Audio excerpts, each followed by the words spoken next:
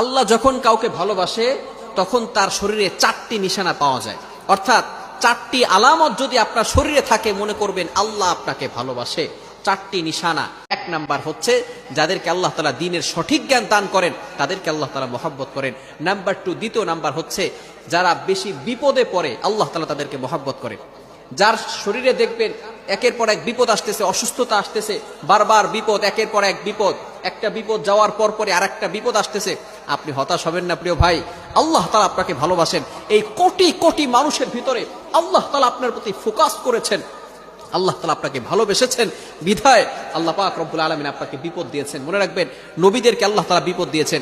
ইব্রাহিম আলাইহিস সালাম খলিলুল্লাহ এবং মিল্লাতা আবিকুম ইব্রাহিম, যিনি সকল মুসলিম উম্মাহের সকল মুসলমানদের পিতা এবং সকল মুসলমানদের লিডার নেতা, সুতরাং ইব্রাহিম আলাইহিস সালামকে আল্লাহ তাআলা সবচেয়ে বেশি কষ্ট দিয়েছেন।